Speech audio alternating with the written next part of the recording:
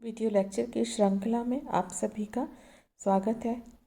आज हम चर्चा करेंगे समुद्रगुप्त गुप्त सम्राट जो था उसके बारे में। बीए पार्ट फर्स्ट का फर्स्ट पेपर है, उसमें हम आज चर्चा करेंगे गुप्त साम्राज्य के बारे में। समुद्रगुप्त को भारत का नेपोलियन भी कहा जाता है। तो सबसे पहले हम जान लेते हैं कि गुप्त साम्राज्य कब से शुरुआत हुई। मौर्य साम्राज्य हमने पढ़ा, मौर्य साम्राज्य के विघटन के बाद दीर्घ काल तक भारत एक शासन सूत्र के अंतर्गत नहीं आ सका। कुषाणों और सातवाहनों ने इसमें कुछ स्थिरता लाने का प्रयास किया, किंतु वो उत्तर और दक्षिण भारत तक ही सीमित रहे।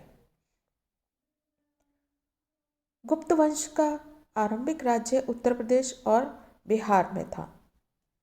संभवतः गुप्त लोग कुषाणों के सामंत थे और कुषाणों के बाद मध्य भारत का एक बड़ा भाग मुरुंडों के आधिपत्य में आया और उन्होंने 250 ईस्वी तक राज्य किया। तत्पश्चात गुप्त आधिपत्य शुरू हुआ।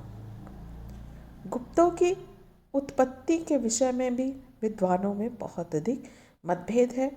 कुछ उन्हें ब्राह्मण जाति से संबंधित मानते हैं और कुछ जो लोग हैं, कुछ इतिहासकार गुप्त वंशीय लोगों को धारण गोत्र का मानते हैं, क्योंकि ये उल्लेख चंद्रगुप्त द्वितीय की पुत्री प्रभावती गुप्ता ने अपने पूना ताम्रपत्र में उल्लेखित किया है।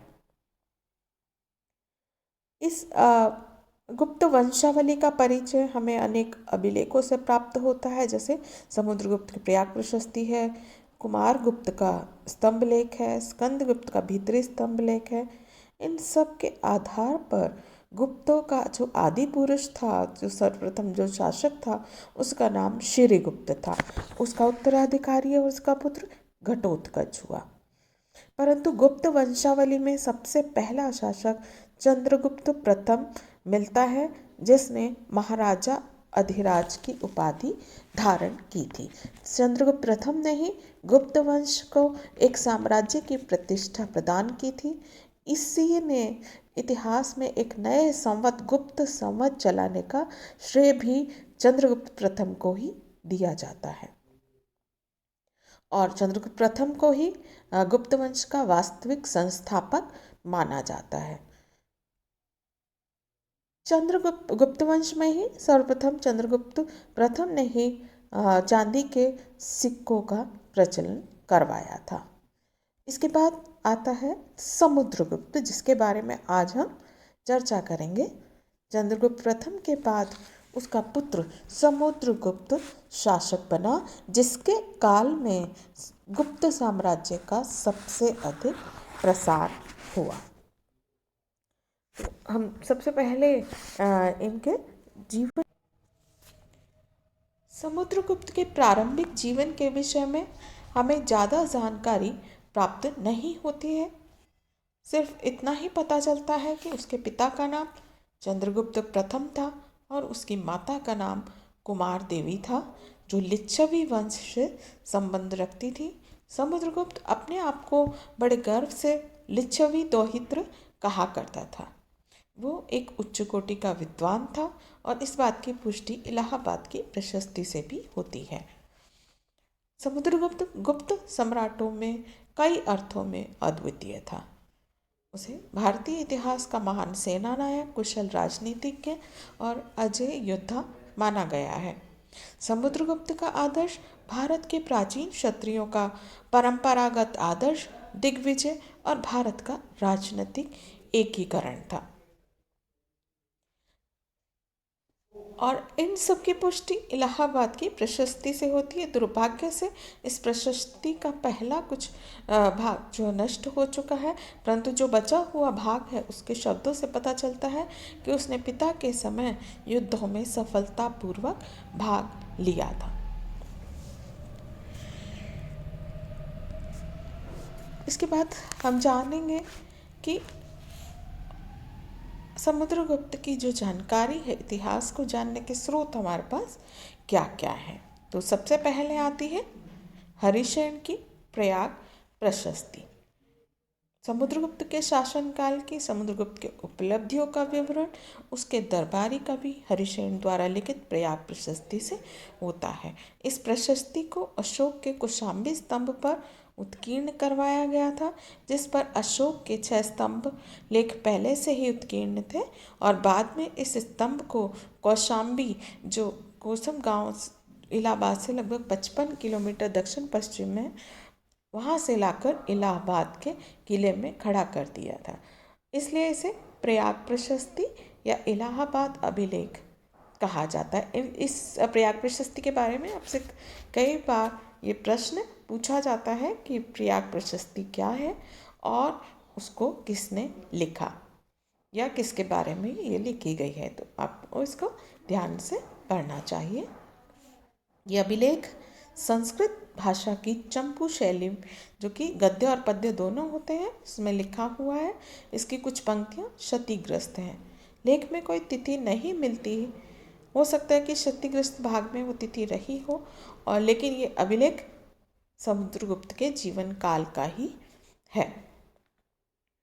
समुद्रगुप्त के अश्वमेध और 360 ईस्वी के लगभग समुद्रगुप्त की दिग्विजय की समाप्ति के पश्चात और उसके अश्वमेध के अनुष्ठान से पूर्व ये खुदा होगा, क्योंकि अश्वमेध का उसमें उल्लेख नहीं है। समुद्रगुप्त के अश्वमेध की जानकारी उसके सिक्कों से और उसके उत्तराधिकारियों के अभिलेखों से हमको प्राप्त होती है।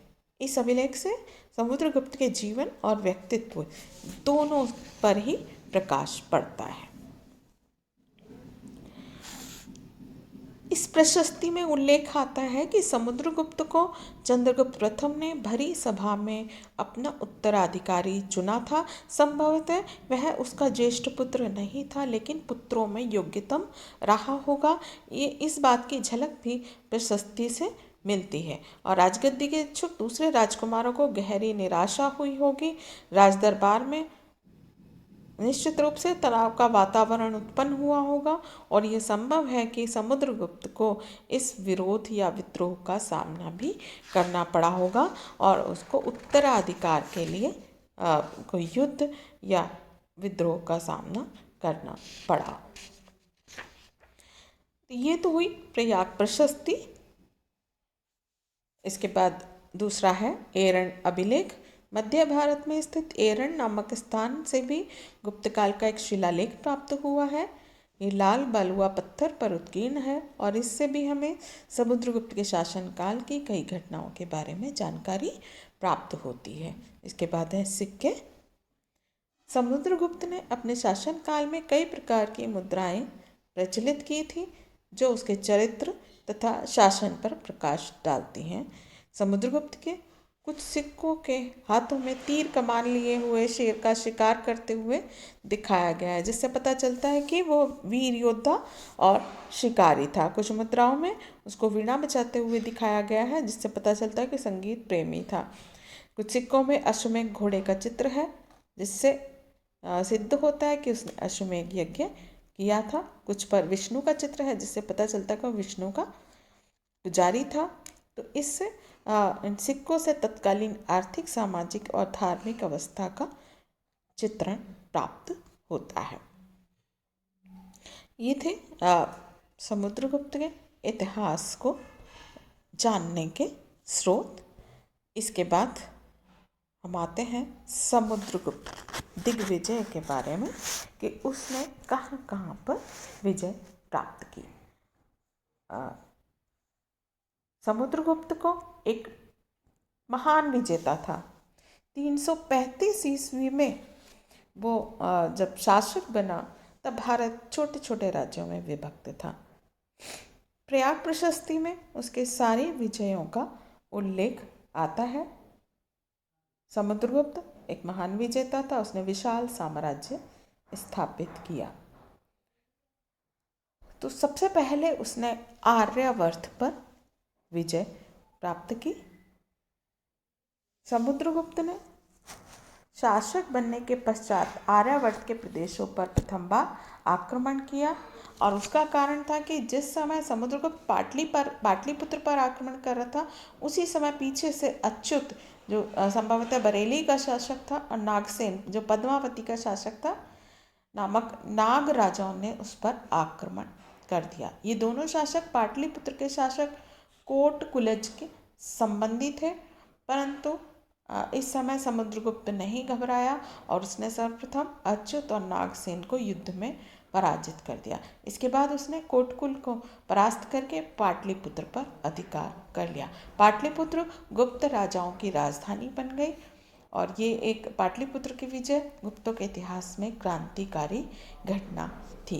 इलाहाबाद जो प्रशस्ति है, प्रयाग प्रशस्ति, उसमें इसका उल्लेख आया है। इसके बाद आते हैं हम आठविक राज्यों पर विजय। आठविक राज्यों पर विजय। इसके बाद समुद्रगुप्त ने विंध्य पर्वत के आसपास के जो जंगली राज्य हैं उनको जीतकर अपना सेवक बना लिया। और इसके लिए लिखा है उसमें परिचारिकीकृत सर्वाट्विक राजस्य। ये उल्लेख प्रयाग प्रशस्ति के अंतर्गत आया है।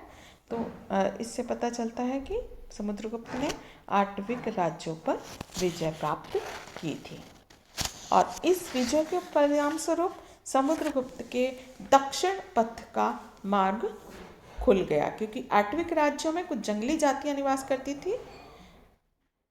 संभवतः विंध्य पर्वत, मध्य भारत और उड़ीसा से लगे जंगली प्रदेश आठविक राज्यों के क्षेत्र थे।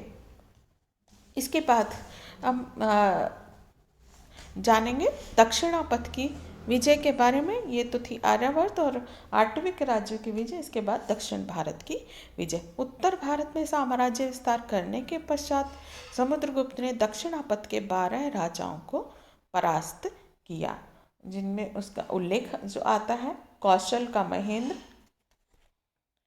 महाकांतार का व्याघ्रराज, कुराल का मंडराज, पृष्ठपुर का महेंद्रगिरी, कोटूर का स्वामी दत्त, एरंडपल का दमन, कांची का विष्णुगोप, अवमुक्त का नीलराज, वेंगी का हस्तिवर्मन, पलक्क का उग्रसेन, देवराष्ट्र का कुबेर और कुस्थलपुर का धनंजय। ये इन नामों का जो उल्लेख है वो प्रयाग प्रशस्ति के अंतर्गत आता है। तो इसमें एरंडपल और देवराष्ट्र ये विशाखापट्टनम जिले के प्रदेश थे और ये जितने भी मैंने अभी बताए आपको, ये सब नरेश पूर्वी, दक्षिण तथा दक्षिण भारत के राजा थे। इस सूची से ज्ञात होता है कि समुद्रगुप्त की विजय वाहिनी सेना तमिलनाडु में कांची तक पहुंच गई थी, जहां पल्लवों को उनका आधिपत्य स्वीकार करना पड़ा। लेकिन समुद्रगुप्त ने दक्षिणापथ के राजाओं के प्रति भिन्न नीति का अनुसरण किया और इसके लिए प्रयाग प्रशस्ति में हरिशेन ने जो नीति का प्रयोग बताया है वो थी राज ग्रहण मोक्षा अनुग्रह। मतलब ग्रहण यानी विजय, मोक्ष यानी जीत कर भी मुक्त करना, अनुग्रह यानी मुक्ति के पश्चात सम्मानित करना। अर्थात समुद्रगुप्त ने दक्षिण के इन राजाओं को पराजित कर इनके राज्य न छीनकर उन्हीं को वापस लौटा दिए। तो कालिदास ने रघुवंश में इस प्रकार की विजय करने वालों को धर्म विजय की संज्ञा दी गई है। वस्तुतः समुद्रगुप्त ने राजनीतिक दूरदर्शिता और व्यावहारिकता का परिचय दिया और इतने क्योंकि सुदूर प्रांतों में प्रत्यक्ष अधिकार बनाए रखना संभव नहीं था और अपने प्रभामंडल को बनाए रखने के लिए उनको उदारता से कृतज्ञ बना लिया। ये थी उसकी दक्षिण भारत की विजय। अब हम जानेंगे सीमांत राज्यों की विजय के बारे में। सीमांत राज्य और गणराज्यों की जो विजय उसने की थी समुद्रगुप्त की। उत्तरी भारत और दक्षिण भारत और आठविक राज्यों पर विजय प्राप्त करने के पश्चात सबको भयभीत कर दिया था समुद्रगुप्त ने कि सीमांत राज्यों के नरेश और गणों के शासकों ने उसके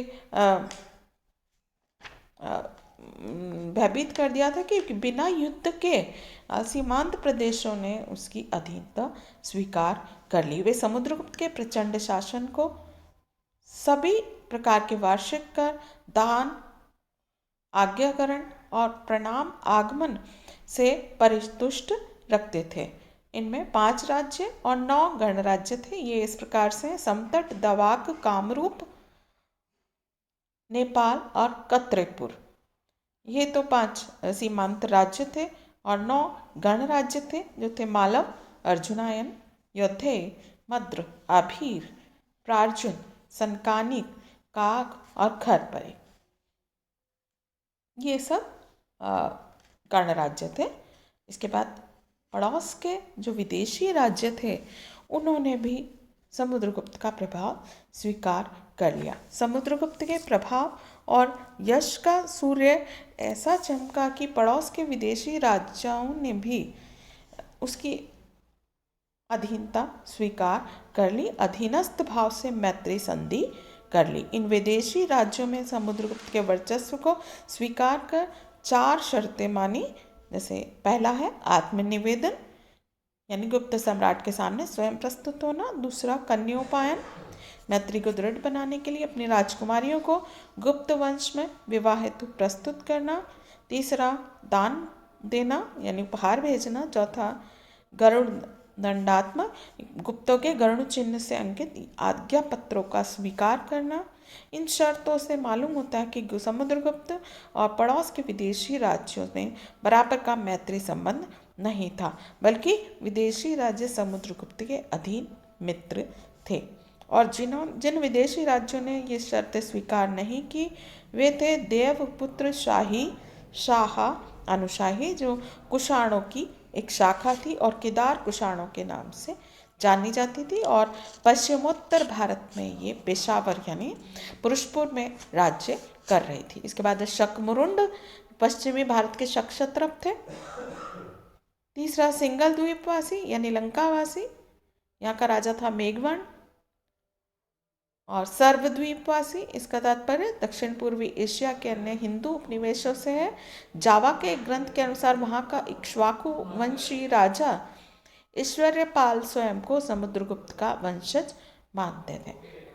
तो समुद्रगुप्त की विजय के 3 प्रमुख प्रभाव हुए। साम्राज्य स्थापना,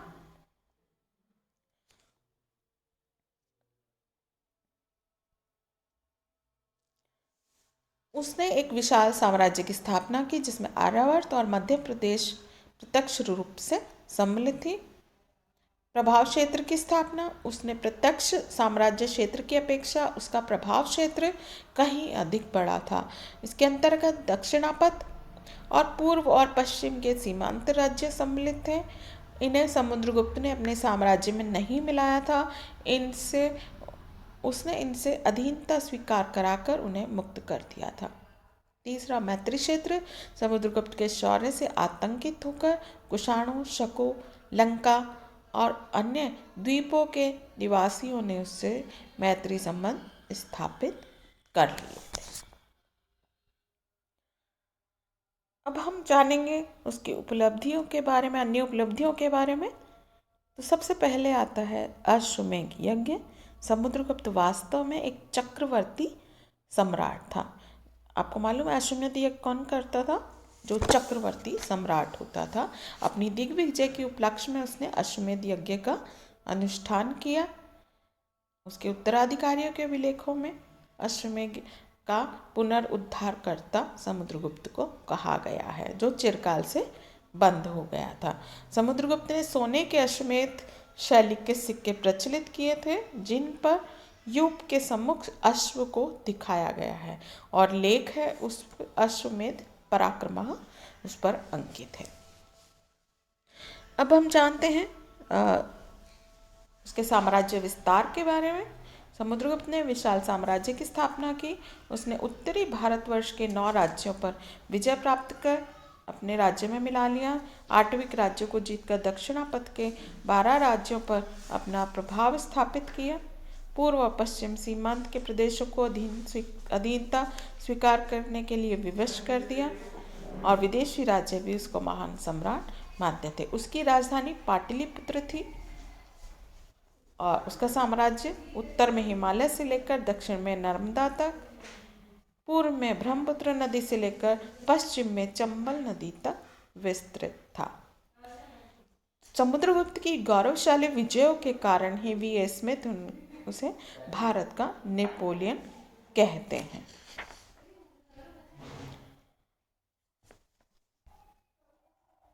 कुछ अर्थों में समुद्रगुप्त नेपोलियन से भी महान विजेता था। नेपोलियन वाटरलू के युद्ध में निर्णायक युद्ध से पराजित हुआ, जिसके परिणाम स्वरूप उसका पतन हो गया था और निर्वासित जीवन उसने बिताने के लिए बाध्य होना पड़ा और अपने साम्राज्य को उसने छिन्न भिन्न होते हुए भी देखा था। लेकिन समुद्रगुप्त किसी भी युद्ध में पराजित नहीं हुआ था। वह अंत तक केवल विजय ही विजय प्राप्त करता रहा और एक विशाल और शक्तिशाली साम्राज्य का निर्माता बना, जो कई पीढ़ियों तक विद्यमान रहा। अन्य सफलताओं के बारे में हम देखें, समुद्रगुप्त की जो सांस्कृतिक उपलब्धियां हैं,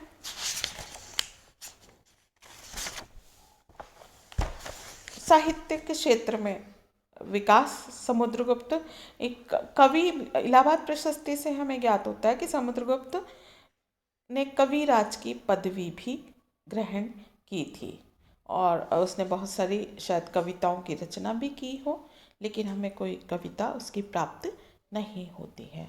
वो विद्वानों का संरक्षक भी था। उसने अपने दरबार में कई विद्वानों को आश्रय दिया था, जैसे हरिसेन जिसने प्रयाग प्रशस्ति की रचना की, असंग वसुबंधु असंग ने महायान सूत्रालंकार की रचना की, वसुबंधु ने अभिधम कोश नामक ग्रंथ की रचना की। उसकी साहित्य में भी रुचि थी। कला के क्षेत्र में हम देखें, संगीत कला के क्षेत्र में भी उसके शासनकाल में विकास हुआ। संगीत में क्योंकि उसकी असाधारण रुचि थी, संगीत कला की निपुणता में उसे नारद और तुम्बुरु के समकक्ष माना गया है। समुद्रगुप्त की ऐसी मुद्राएं प्राप्त हुई हैं जिन पर वो गद्दी पर बैठकर वीणा बजा रहा था, तो अवश्य ही वो एक महान संगीतज्ञ था।